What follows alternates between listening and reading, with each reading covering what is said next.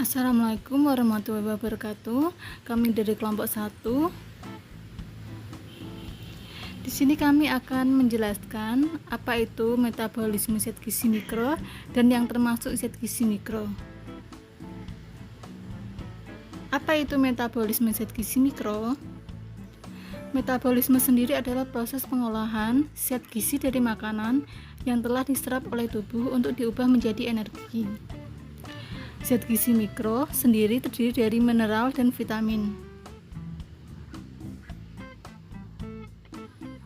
Selanjutnya, macam-macam vitamin dan metabolisme.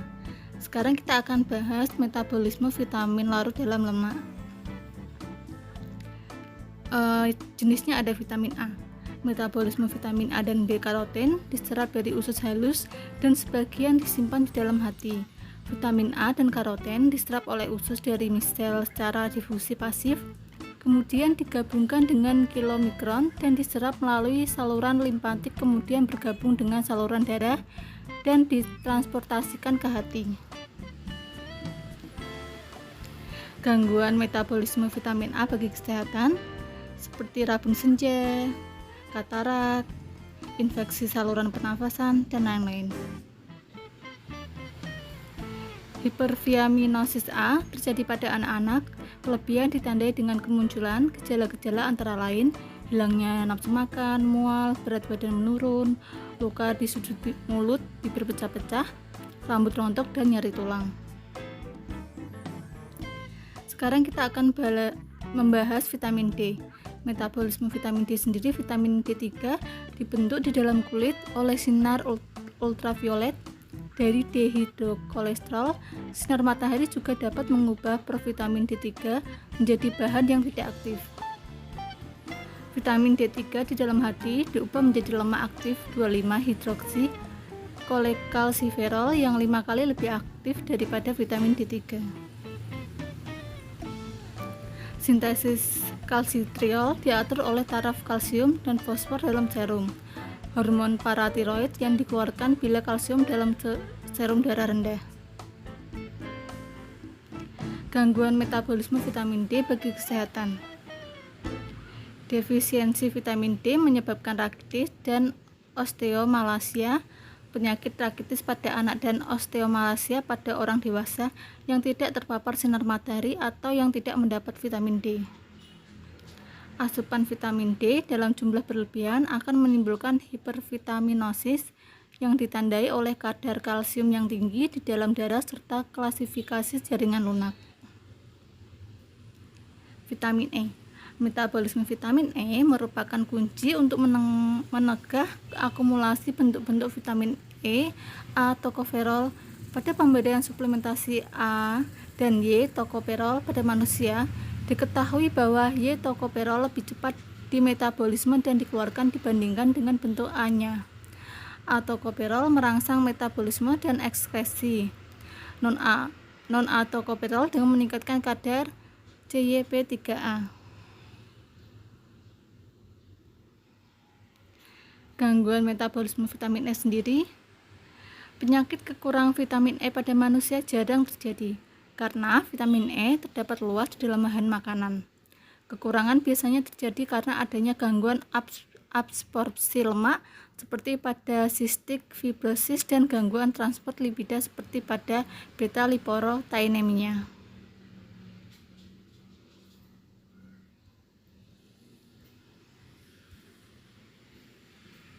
Sekarang kita akan membahas vitamin K. Reaksi karbosilase bergantung vitamin K berlangsung di dalam retikulum endoplasma. Banyak jaringan dan membutuhkan oksigen molekuler, karbon dioksida, serta bentuk hidrokionan bentuk reduksi vitamin K. Gangguan metabolisme vitamin K. Kekurangan vitamin K menyebabkan darah tidak dapat membeku. Kekurangan vitamin K karena makanan jarang terjadi, sebab vitamin K terdapat secara luas dalam makanan. Kekurangan vitamin K terjadi bila ada gangguan absorpsi lemak, sedangkan kelebihan vitamin K terjadi bila vitamin K diberikan dalam bentuk berlebihan berupa vitamin K sintetik. Monadin gejala kelebihan vitamin K adalah hemolisis sel darah merah, sakit kuning, dan kerusakan pada otak. Selanjutnya kita akan membahas metabolisme vitamin larut air, yaitu ada vitamin B kompleks dan vitamin C. Vitamin B1 atau tiamin. Tiamin difosfat adalah koenzim untuk 3 kompleks multienzim yang mengatalisis reaksi dekarbosilasi oksidatif piruvat dehidrogenase dalam metabolisme karbohidrat, A-ketoglutarat dehidrogenase dalam siklus asam sitrat dan asam sitrat katodehidrogenase rental bercabang pada metabolisme leucine, isolation, dan valin. Pada masing-masing kasus, tiamin difosfat menyediakan sebuah karbon reaktif pada gugus glasol yang membentuk suatu karbon ion yang kemudian menambah gugus karbonil pada misal karnovat. Senyawa tambahan kemudian mengalami dekarboksilasi dan mengeluarkan CO2. Gangguan metabolisme bagi kesehatan. Defisiensi tiamin dapat menyebabkan 3 sindrom sendiri, seperti suatu neuritis perifer kronik, beri-beri yang dapat berkaitan atau tidak dengan gagal jantung atau edema, beri-beri venosa atau fulminan akut, beri-beri sosin dengan gejala yang predominan berupa gagal jantung dan kelainan metabolik tanpa neuritis perifer dan ensefalopati. Selanjutnya kita akan membahas vitamin B2 atau riboflavin. Vitamin B2 menyediakan gugus-gugus reaktif koenzim flavin mononukleotida atau FMN dan flavin adenin dinukleotida atau FAD. FMN dibentuk oleh fosforilasi riboflavin dependen ATP, sementara FAD disintesis oleh reaksi lebih lanjut ATP dengan gugus AMP yang dipindahkan ke FMN. Sumber utama vitamin B2 susu dan produk susu. Gangguan metabolisme B2 bagi kesehatan. Defisiensi vitamin B2 ditandai dengan keilosis, desquamasi, dan peradangan lidah dan dermatitis seboroik. Status gizi riboflavin dinilai dengan mengukur pengaktifan glutation reduktase eritrosit oleh FAD yang ditambahkan in vitro. Sekarang kita akan bahas vitamin B3 atau niacin. Nikotinat merupakan bentuk niacin yang diperlukan bagi sintesis NAD+ dan NADP+ oleh enzim yang terdapat di dalam sitosol sebagian besar sel. Oleh karena itu, setiap nikotinamida di dalam makanan pertama-tama harus mengalami diamidasi menjadi nikotinat. Di dalam sitosol, nikotinat diubah menjadi senyawa desamido NAD+ melalui reaksi yang semula berlangsung dengan 5 fosforibosil 1 atau pirofosfat PRPP dan kemudian melalui adenilasi dengan ATP. Gugus amido pada vitamin kemudian turut membentuk koenzim NAD+. Koenzim ini bisa mengalami fosforilasi lebih lanjut membentuk NADP+. Gangguan metabolisme B3 pada kesehatan. Asam nikotinat digunakan untuk mengobati hiperglikemia dan jika digunakan dalam kisaran 1 kurang 6 gram per hari dapat menyebabkan ditalase, pembuluh darah, dan flusing serta iritasi kulit. Asupan nikotinamida yang melebihi 500 mg per hari juga menyebabkan kerusakan hati. Vitamin B5 atau asam pantotenat. Asam pantotenat dapat dengan mudah diabsorpsi di dalam usus dan selanjutnya mengalami fosforilasi oleh ATP membentuk senyawa 4. Fosfopantotenat, penambahan sistem dan pengeluaran gugus karbosilnya mengakibatkan adiksi netothioethanolamun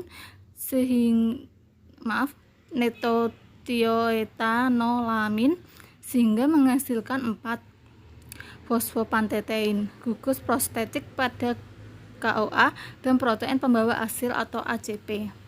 Seperti halnya koenzim aktif banyak vitamin larut air lain, KOA mengandung nukleotida adenin. Dengan demikian, 4 fosfopantetein akan mengalami adenilasi oleh ATP membentuk D-fosfo KOA. Fosforilisasi akhir terjadi dengan ATP yang mengadisikan fosfat ke gugus 3 hidroksil moitas ribosom menghasilkan KOA. gangguan metabolisme B5 pada kesehatan sendiri, defisiensi asam pantotenat jarang terjadi karena tersebar luasnya asam pantotenat di dalam berbagai makanan, khususnya dalam jumlah berlimpah di dalam jaringan hewan, sereal utuh, dan kacang-kacangan. Meskipun demikian, sindrom burning food pernah terjadi di antara para tanawan perang akibat defisiensi asam pantotenat, dan ini berhubungan dengan menurunnya kemampuan asetilasi. Sekarang kita akan bahas vitamin B6 atau pyridoxine. Terdapat enzim senyawa yang memiliki aktivitas vitamin B6, pyridoxine, pyridoxal, pyridoxamin, dan turunan 5-fosfatnya. Koenzim aktif adalah pyridoxal 5-fosfat. Sekitar 80 dan vitamin B6 total dalam tubuh adalah pyridoxal fosfat di otot. Sebagian besar berkaitan dengan glikogen fosforilase. Bentuk ini tidak dapat digunakan pada keadaan defisiensi, tetapi dibebaskan jika terjadi kelaparan. Saat cadangan glikogen terkuras dan kemudian dapat digunakan, terutama di hati dan ginjal untuk memenuhi peningkatan kebutuhan gluconeogenesis dari asam amino. Gangguan metabolisme vitamin B6 pada kesehatan.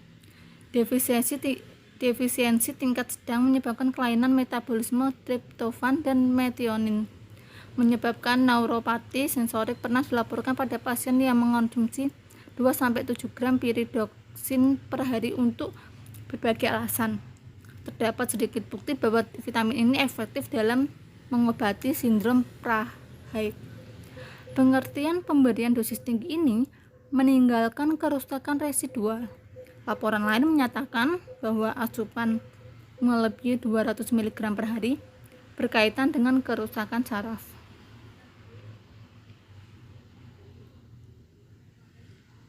Sekarang kita akan bahas biotin. Biotin berfungsi memindahkan karbon dioksida dalam sejumlah kecil reaksi karbosilase atau setil KOA, pirufat, propionil KOA, dan metil krotonil KOA, karbosilase.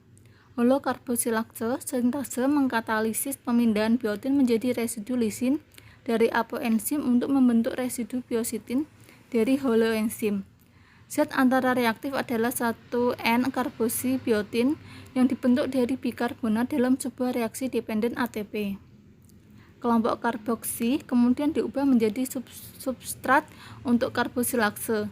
Biotin juga memiliki peranan dalam mengatur siklus sel yang bekerja dengan melakukan biotinilasi pada inti protein utama. Gangguan metabolisme biotin pada kesehatan. Defisiensi biotin dalam makanan sampai saat ini belum diketahui, kecuali pada orang yang hanya mendapat nutrisi parental total selama berbulan-bulan dan sejumlah kecil orang yang memakan putih telur mentah dalam jumlah yang sangat banyak. Putih telur mengandung avidin, suatu protein yang mengikat biotin dan menyebabkan biotin tidak dapat diserap. Sekarang kita akan membahas asam folat. Asam folat diabsorpsi dari duodenum dan jejunum bagian atas, terikat lemah pada protein plasma. Dalam keadaan normal, 5-20 mg asam folat disimpan di dalam hati dan jaringan-jaringan lain. Asam folat diekskresikan ke dalam urin dan feses, sehingga kadar serum turun dalam beberapa hari bila asupan berkurang. Inhibitor metabolisme asam folat digunakan sebagai obat antibakteri, antimalaria, dan kemoterapi kanker. Metilasi deoksiuridin monosfat atau DUMP menjadi timidin monosfat atau TMP yang dikatalisis oleh timidilat sintase, esensial untuk membentuk DNA. Fragmen 1 karbon metilen tetrahidrofolat direduksi menjadi gugus metal disertai pembebasan dihidrofosfat oleh dihidrofolat reduktase. Timidilat sintase dan dihidrofolat reduktase terutama aktif di jaringan yang laju pembelahan selnya tinggi. Gangguan metabolisme asam folat pada kesehatan. Defisiensi asam folat terjadi apabila kadar asam folat di bawah normal, kurang dari 3 mg per mililiter, dan eritrosit 130 mg per mililiter. Defisiensi asam folat menyebabkan anemia megaloblastik. Defisiensi asam folat itu sendiri atau defisiensi vitamin B12 yang menyebabkan defisiensi fungsional asam folat mempengaruhi sel yang cepat membelah karena sel ini sangat membutuhkan timidin untuk membentuk DNA. Secara klinis, defisiensi ini mempengaruhi sumsum tulang, menyebabkan anemia megaloblastik. Vitamin B12. Penyerapan vitamin B12 memerlukan dua protein pengikat. Vitamin B12 di dalam keadaan terikat pada faktor intrinsik, suatu glikoprotein kecil yang disekresi oleh sel parental mikosa lambung. Asam lambung dan pepsin membebaskan vitamin dari ikatan dengan protein dalam makanan dan menyebabkan vitamin dapat berkaitan dengan kobalofilin, suatu protein pengikat yang diekskresikan di air liur. Di duodenum, kobalofilin mengalami hidrolisis sehingga vitamin dibebaskan untuk berdekatan dengan faktor intrinsik. Oleh karena itu, insufusiensi pankreas dapat menjadi faktor dalam timbulnya defisiensi B12 yang menyebabkan ekskresi vitamin B12 yang terikat pada kobalofilin. Faktor intrinsik hanya mengikat vitamin B12 diserap dari sepertiga distal ileum melalui reseptor yang mengikat kompleks faktor intrinsik atau vitamin dalam bentuk bebas. Gangguan metabolisme vitamin B12 pada kesehatan.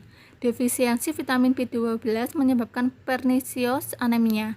Anemia pernicious terjadi jika defisiensi vitamin B12 mengganggu metabolisme asam folat yang menyebabkan defisiensi asam folat fungsional. Hal ini mengganggu eritropoiesis sehingga prekursor imatur eritrosit dibebaskan ke dalam sirkulasi anemia megaloblastik.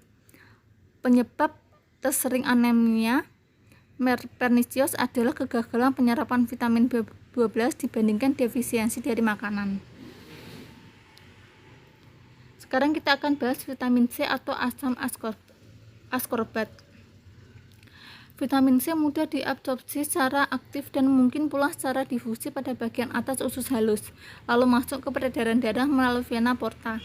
Rata-rata absorpsi adalah 90% untuk konsumsi di antara 20-120 mg per hari. Konsumsi tinggi sampai 12 gram hanya diabsorpsi sebanyak 16%. Vitamin C kemudian dibawa ke semua jaringan. Konsentrasi tertinggi adalah di dalam jaringan adrenal, pituitari, dan retina.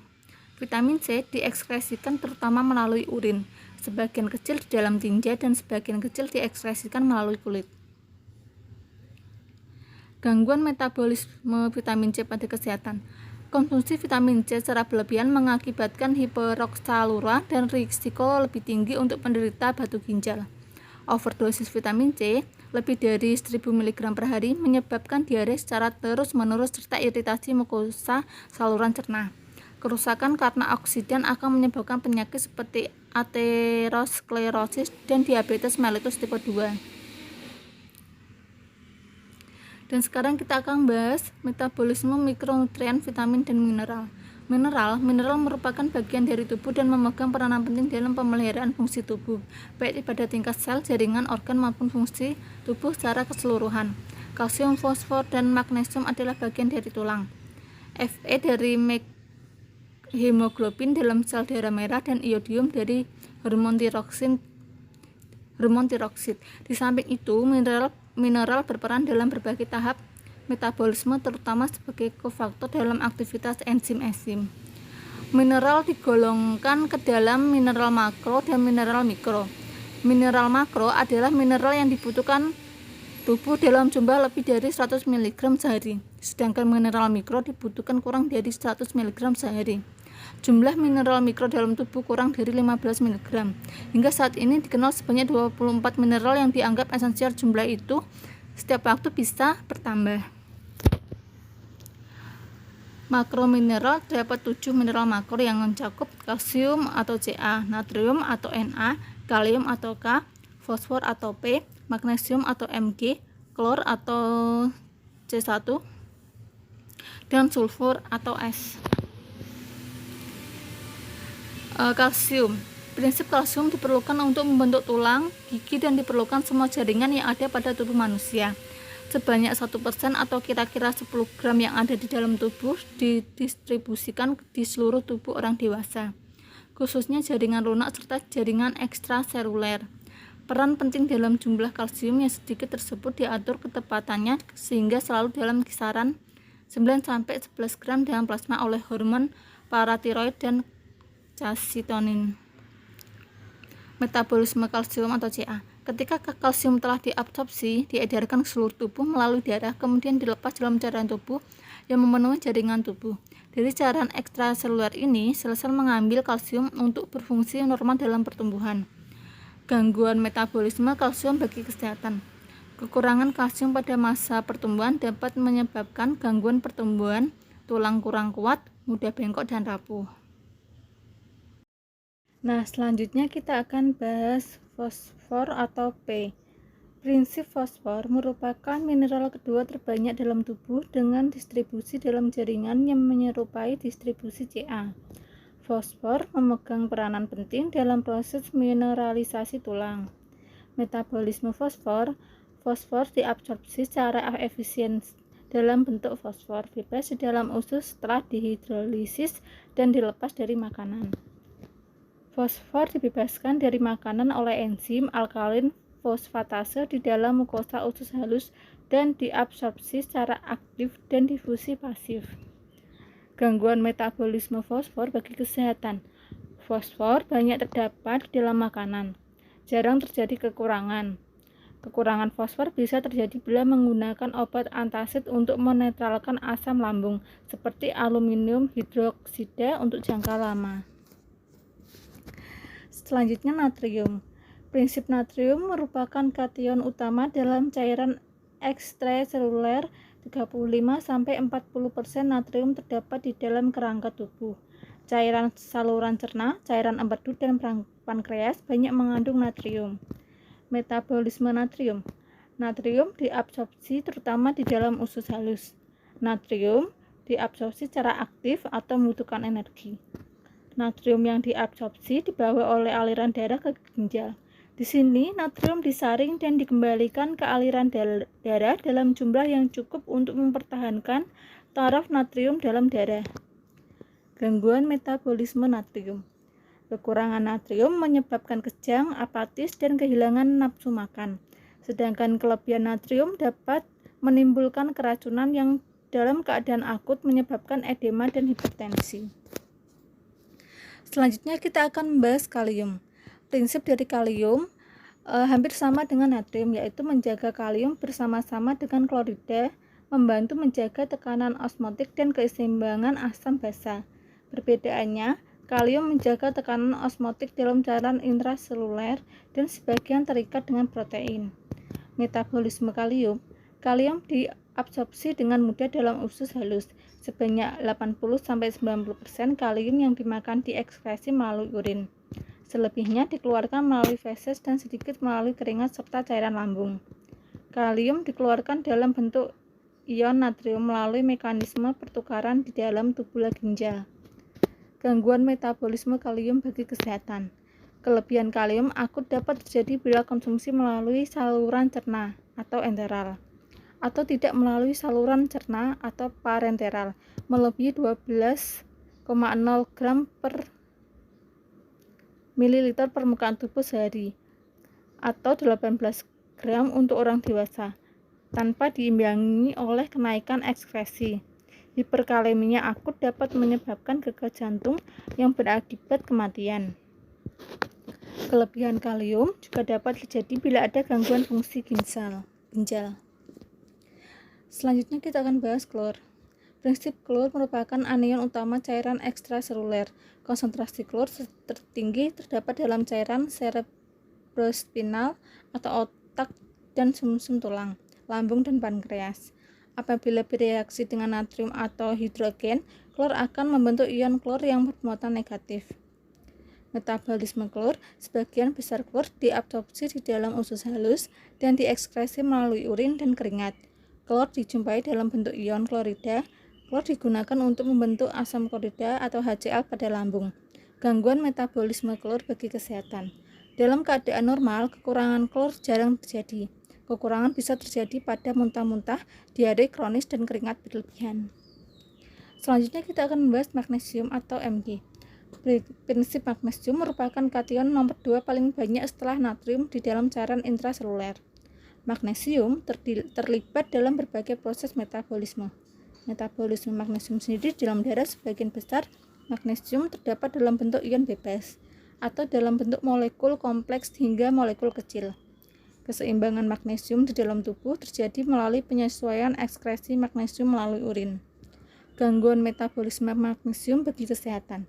Kekurangan magnesium akan menyebabkan hipomagnesema dengan gejala denyut jantung tidak teratur, insomnia, lemah otot, kejang kaki, serta telapak kaki dan tangan gemetar. Selanjutnya kita akan bahas sulfur. Prinsip dari sulfur merupakan komponen penting protein pada semua jaringan tubuh. Pada ruminansia 0,15%, komponen jaringan tubuh terdiri atas unsur S, sedangkan pada air susu sebesar 0,03%. Pada hewan ruminansia terjadi sintesis asam-asam amino yang mengandung mineral S dengan vitamin B oleh mikroba di dalam rumen. Metabolisme sulfur. Sulfur diabsorpsi sebagai bagian dari asam amino atau sebagai sulfat anorganik. Selain sebagai bagian dari asam amino metiomin, cystein, sulfur juga merupakan bagian dari enzim glutation serta berbagai koenzim dan vitamin termasuk koenzim vitamin A. Gangguan metabolisme sulfur bagi kesehatan. Kecukupan sehari sulfur tidak ditetapkan dan hingga sekarang belum diketahui adanya kekurangan sulfur. Kita tidak akan kekurangan sulfur bila makanan cukup mengandung protein. Selanjutnya kita akan bahas tentang mikromineral. Terdapat 14 mineral mikro dan mineral unsur jarang trace mineral yang mencakup Fe, yodium, zinc, kobalt, mangan, tembaga, molybdenum, selenium, kromium, vanadium, fluorin, silikon, nikel, dan arsen. Aluminium, timbal, rubidium hanya bersifat menguntungkan dalam beberapa kondisi. Dan selanjutnya kita akan membahas ferrum atau Fe. Prinsip dari Fe merupakan mineral mikro esensial yang sangat dibutuhkan oleh setiap sel manusia karena perannya pada pembentukan hemoglobin. Logam transisi dengan nomor atom 26 dan berat atom 55,85 ini dapat berperan sebagai pembawa oksigen dan elektron serta sebagai katalisator untuk oksigenisasi, hidroksilasi, dan proses metabolik lainnya. Metabolisme Fe. Secara garis besar, metabolisme Fe dalam tubuh terdiri atas proses penyerapan, pengangkutan, pemanfaatan, penyimpanan, dan pengeluaran. Fe dari makanan diserap ke usus halus, kemudian masuk ke dalam plasma darah. Selain itu, dalam sejumlah Fe yang keluar dari tubuh melalui tinja. Iodium. Prinsip dari jumlah iodium ada dalam tubuh orang dewasa diperkirakan antara 9 sampai 10 mg. 2/3 dari jumlah tersebut terkumpul pada kelenjar tiroid.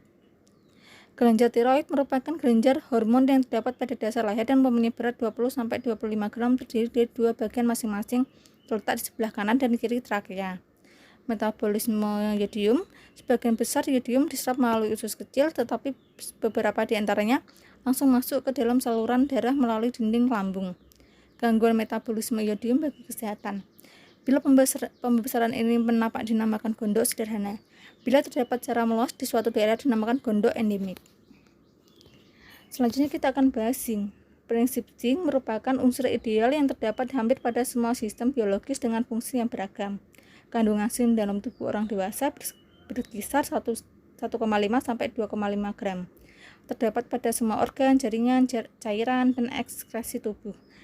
Kebanyakan zinc ada dalam massa bebas lemak yaitu 30 mg zinc per kilogram jaringan, di mana lebih dari 95% adalah intraseluler.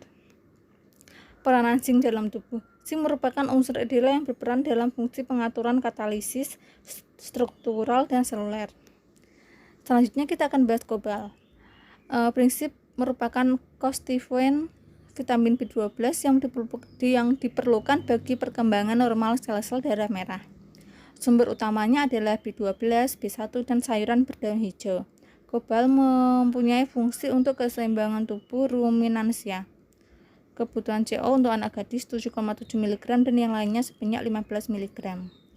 Gangguan metabolisme kobal bagi kesehatan. Kekurangan kobal dapat mengakibatkan anemia dan berkaitan dengan berkurangnya tenaga serta mengurangi pembentukan hemoglobin dan fiksasi nitrogen. Di sini ada mangan. Prinsip dari mangan merupakan kofaktor beberapa enzim penting. Sebagai contoh, dalam proses sintesis kolesterol dari asetil CoA diperlukan enzim yang mengandung mangan, yaitu enzim mevalonat kinase. Dalam pencernaan protein, salah satu enzim peptidase memerlukan ion mangan atau ion kobal sebagai kofaktor. Metabolisme mangan. Mangan sangat mudah diserap ke dalam tubuh dan dalam darah. Mangan berkaitan dengan sebuah molekul protein. Mangan dibuang melalui feses. Gangguan metabolisme mangan bagi kesehatan. Pekerjaan tambang yang menghisap mangan yang ada pada debu tambang untuk jangka waktu lama menunjukkan gejala-gejala kelainan otak disertai penampilan dan tingkah laku abnormal yang menyerupai penyakit Parkinson. Selanjutnya, tembaga. Prinsip dari tembaga berperan khusus dalam kegiatan enzim pernapasan sebagai kofaktor bagi enzim tirosinase dan sitokrom oksidase. Tiroksinase mengkatalisis reaksi oksidasi tirosin menjadi pigmen melanin atau pigmen gelap pada kulit dan rambut. Metabolisme tembaga. Tembaga diserap dari usus kecil ke dalam saluran darah tempat sebagian besar jaringan bergabung pada seruplasmin, yaitu protein yang berfungsi dalam kegunaan Fe. Gangguan metabolisme tembaga. Kekurangan tembaga banyak terjadi pada bayi usia 6-9 bulan, khususnya bayi-bayi yang mengalami KKP atau kekurangan kalori protein. Bayi tersebut akan mengalami leukopenia, kurang sel darah putih, serta demineralisasi tulang. Selanjutnya kita akan bahas molibdenum atau MO. Prinsip dari molibdenum atau MO, logam ini diperlukan untuk fungsi metalonsi xantin oksidase, aldehida oksidase, dan sulfit oksidase, ekskresi utam melalui urin. Metabolisme molibdenum. Molibdenum berfungsi sebagai metalonsim, xantin oksidasi, aldehida oksidase, dan sulfit oksidase.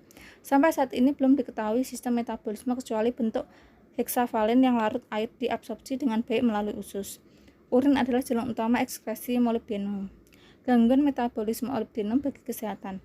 Konsumsi molibdenum yang berlebihan dihubungkan dengan sindrom mirip penyakit gout, disertai peningkatan nilai molibdenum, asam urat, dan oksidasi xantin di dalam darah. Selanjutnya kita akan bahas selenium. Prinsip dari selenium baru dianggap zat gizi esensial sejak tahun 1957. Selenium dapat terbukti dapat mencegah timbulnya penyakit hati pada tikus yang menderita kekurangan vitamin E. Selenium merupakan salah satu komponen penting enzim yang disebut glutathione peroksidase yang membantu mencegah kerusakan struktur sel. Metabolisme selenium. Selenium berada dalam makanan dalam bentuk selenometionin dan selenocysteine. Absorpsi selenium terjadi pada bagian atas usus halus secara aktif. Gangguan metabolisme selenium bagi kesehatan.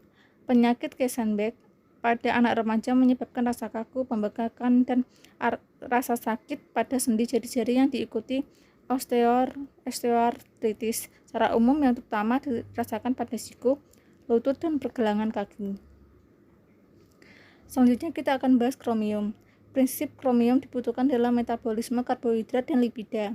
Kromium bekerja sama dengan pelepasan dalam memudahkan masuknya glukosa ke dalam sel-sel. Dengan demikian, dalam pelepasan energi, percobaan pada hewan menunjukkan bahwa kekurangan kromium dapat menyebabkan gangguan toleransi terhadap glukosa walaupun konsentrasi insulin normal.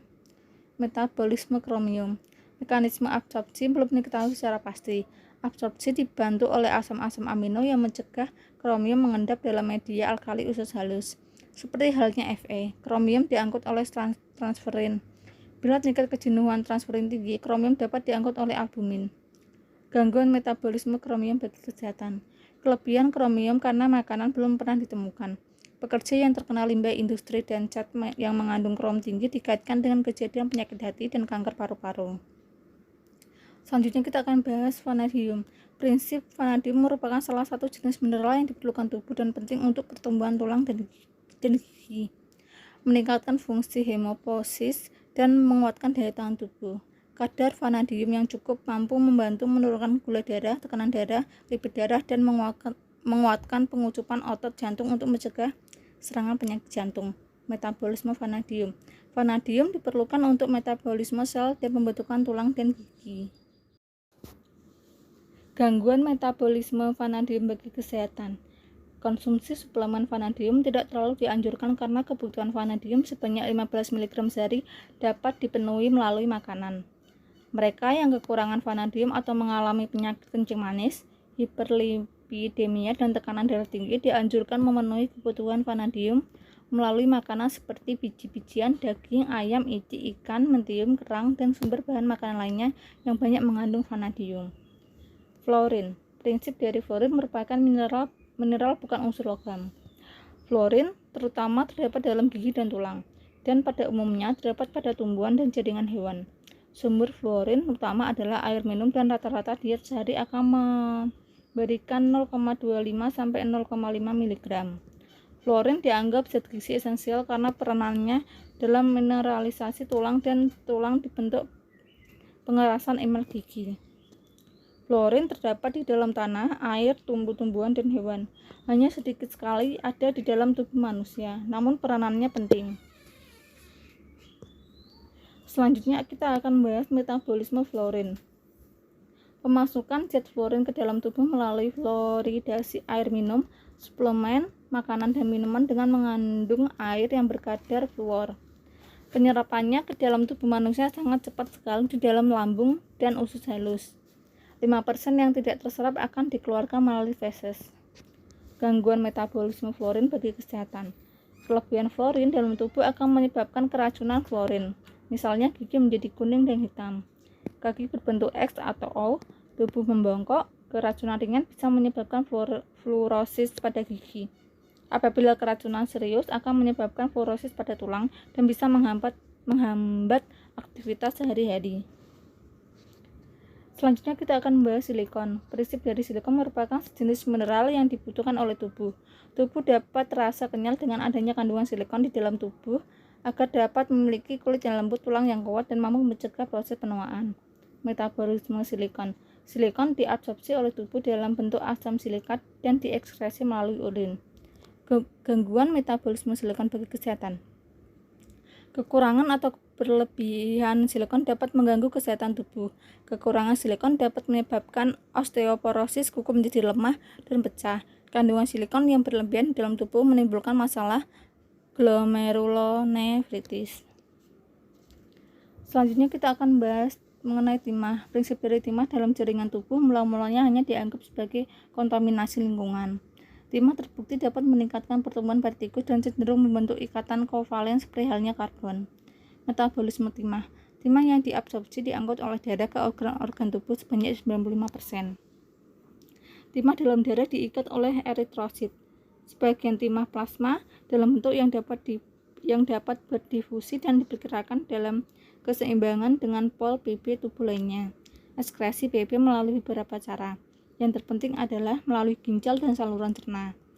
Ekskresi Pp melalui saluran cerna dipengaruhi oleh saluran aktif dan pasif, kelenjar saliva, pankreas, dan kelenjar lainnya di dinding usus, regenerasi sel epitel, dan ekskresi empedu. Gangguan metabolisme timah bagi kesehatan. Bahaya unsur timah terhadap tubuh manusia dapat menimbulkan sakit kepala, merasa lelah, sakit pada persediaan dan otot.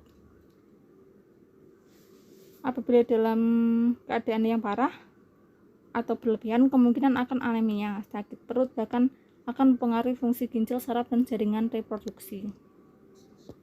Nikel. Prinsip dari nikel juga merupakan elemen penting yang diperlukan tubuh. Nikel dapat diperoleh dari sayur-sayuran, biji-bijian. Nikel bertaburan secara meluas di alam, namun jumlah yang dibutuhkan oleh tubuh hanya sedikit. Tubuh orang dewasa mengandung kira-kira 10 mg nikel, tetapi jumlah yang diperlukan setiap hari hanya 0,3 mg. Metabolisme nikel. Nikel terdapat dalam DNA dan RNA. Adapun fungsi untuk menstabilisasikan struktur asam nukleat dan protein atau sebagai kofaktor atau komponen struktural berbagai enzim. Gangguannya, kekurangan nikel bisa menimbulkan masalah pada penyakit diabetes mellitus, anemia, hati mengeras, uremia, kegagalan ginjal berfungsi, keabnormalan metabolisme lipid hati, dan fosfolipid. Selain itu, ia juga akan menurunkan kandungan kalsium dalam tulang dan kandungan zinc dalam hati, rambut, tulang, dan otak. Kekurangan nikel merupakan salah satu faktor yang memicu kepada masalah kemandulan. Selanjutnya kita akan bahas tentang arsen diduga merupakan zat gizi esensial lain dan kebenarannya masih memerlukan penelitian lebih lanjut. Terima kasih atas presentasi dari kami. Kami ucapkan wassalamualaikum warahmatullahi wabarakatuh.